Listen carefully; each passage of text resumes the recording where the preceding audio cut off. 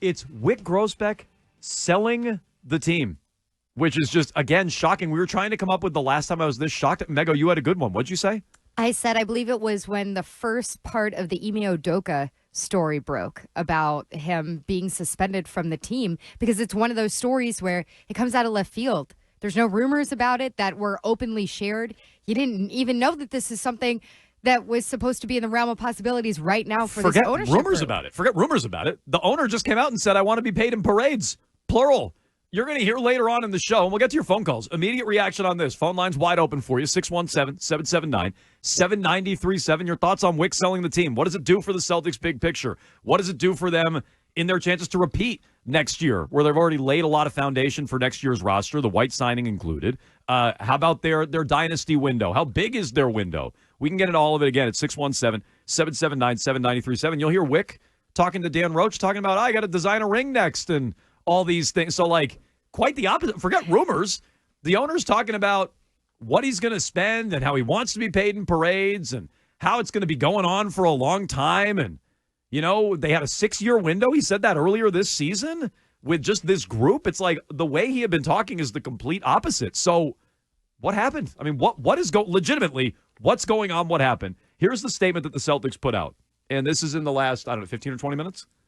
So Woj had the initial report, which, again, absolute bombshell of a report. The Celtics majority ownership group, led by Wyc Grousbeck, is planning to make the franchise available for sale. Sources tell Adrian Wojnarowski.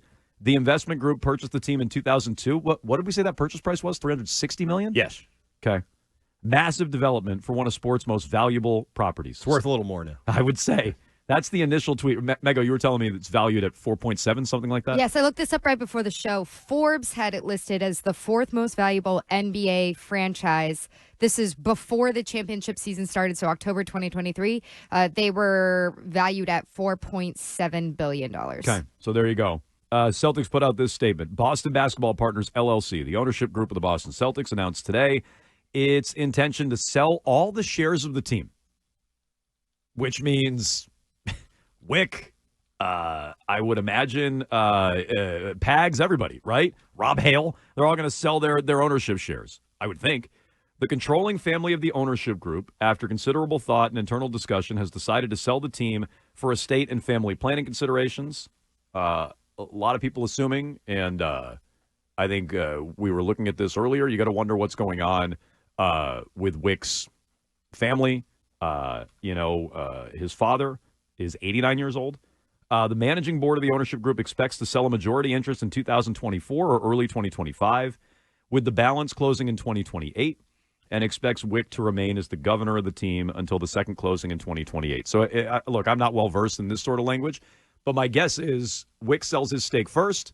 There's a majority owner in. You round up all the cash with minority owners like Wyc did, whether, you find your new Pags and more investment.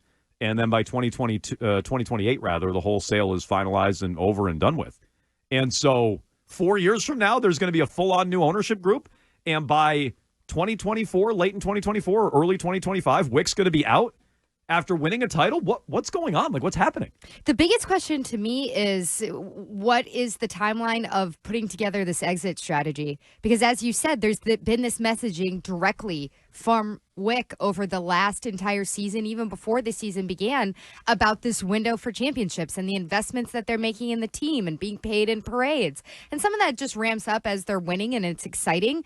But you go back to things that he said in, December, and you think this kind of large-scale exit, and as you said, it seems to be tied from the language that the Celtics shared, tied very personally to the families involved in ownership. This isn't something they just cooked up once they won the championship. It's not like I can't imagine that they sat there a couple weeks ago and said, okay, now's the time to sell. This has to be something that they were putting together as a plan for, I don't even know. I'm not rich enough to know. It's got to be months and months and months, if not, years of putting together an exit strategy.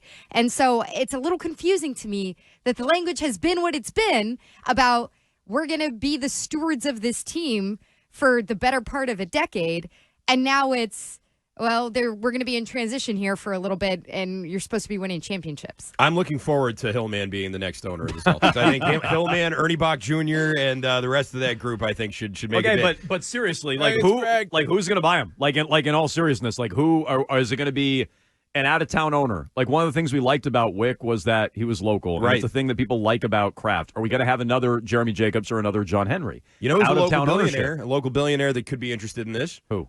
Jim Davis, the owner of New Balance. Sure. That's a guy who could. I mean, listen, that's the business that he's in. I don't know if he could do it himself. Okay, he probably can't. He'd have to get a bunch of investors but together. So is the point. There's billionaires around. Yeah, town, no, of course. I mean, look, there's one very unpopular one, right, who's an out-of-towner, but here now, who owns the Red Sox, and I would imagine he's looking. Like I'd imagine he's in the mix. He wants an NBA team, right? That's been out there. Mm-hmm. That's been written. That's been publicized. And he works with LeBron James, who wants to buy an NBA team and own an NBA team. He doesn't want an NBA team where the whole starting five is signed a long-term contract, so he probably doesn't want that. I mean, probably not. But, like, I don't know. You don't think John Henry's going to kick the tires on this? Of course he is. I think he certainly will. And so who buys them? Who can buy them? Is it local? Is it outside? Is it a private investment firm? Is it overseas money, which we've talked about before? Oh, boy. Like, you're laughing? No, I'm laughing because I really think it's all in play, and it's going to get crazy. So, like, and to localize it, not just who owns the team, but what does it mean for the team? Like, we were talking about this team being a dynasty. We're talking about them repeating. What can go wrong? Look at the core. Well, now all of a sudden, you don't even know who's running the team anymore. You don't know who owns the team anymore. You don't know who's going to pay the bills. Wyc can't pay the bills, it sounds like. And so who is going to come in? Are they still on board with this strategy of just blowing the luxury tax out of the water? Whoever buys this team better be. They should be.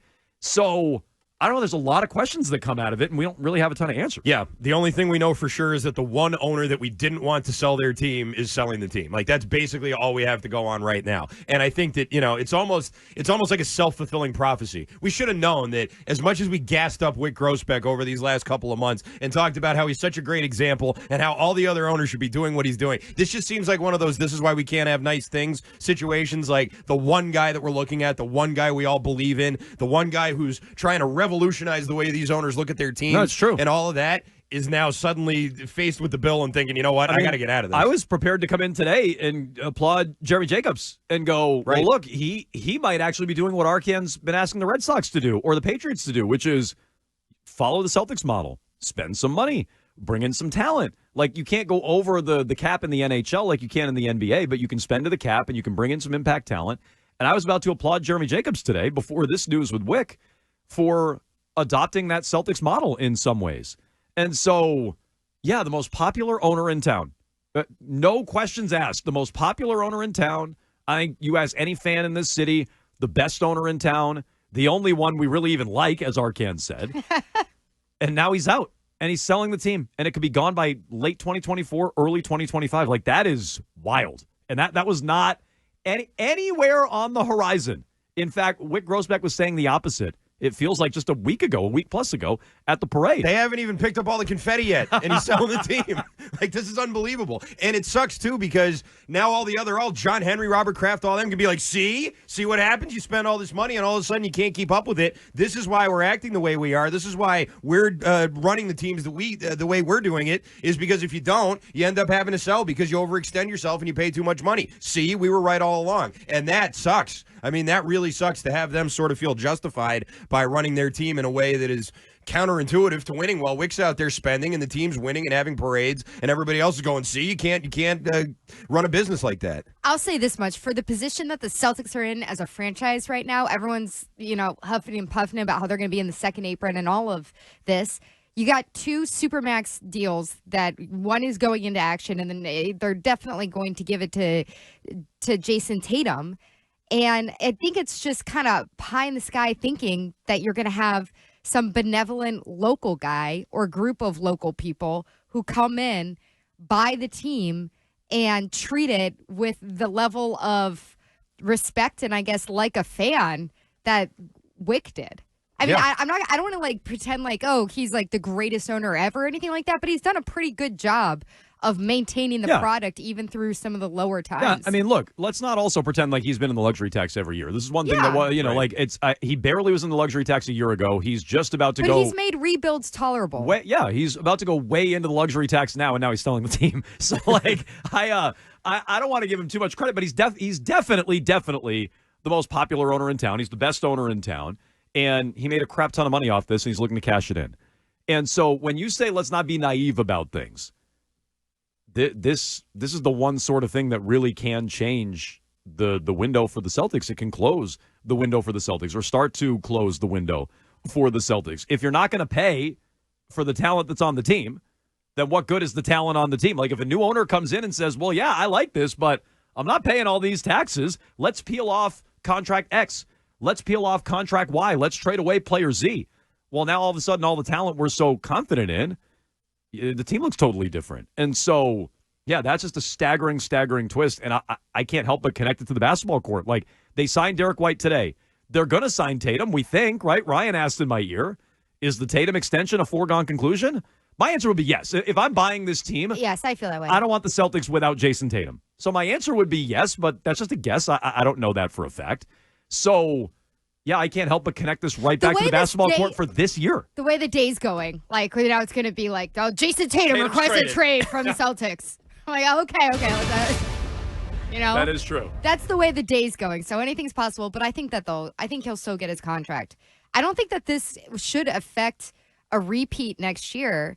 This is all going to be a transition moment. And I think, if anything, without getting doom and gloom, that makes me nervous because I don't want anything to be in transition for a group that is contending. Let me give you an example. What if they've fallen off a little bit at the trade deadline next year? They're not going to be bad, but like let's say they're not the best team in the league. And we look at it and go, oh, the Porzingis injuries really hurt him, and Horford looks his age, and maybe they have another injury somewhere in there, right? Drew Holiday's not young.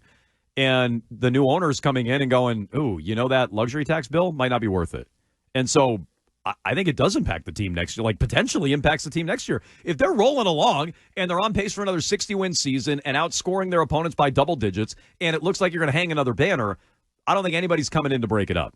But if they don't look that way around the trade deadline, I could see them selling off pieces and looking to duck under an apron or two or move a piece off. I could absolutely see that. So That's especially if it's getting in the way of a sale. You know, like they said they want to be out by 2025. Isn't Ishbia about to do that? Like, isn't Ishbia about to start peeling off pieces in Phoenix? He just bought the team. Yep. He's about to start peeling pieces off. And so they also didn't just win the championship. No, yeah. that's true. But, like, new owners come in and do this all the time. Like, I would hate to think you get to, like, a Marlins level where you're winning a World Series and then a year later you're pairing off pieces of the roster. I would hate to think it's that. I don't think it's that.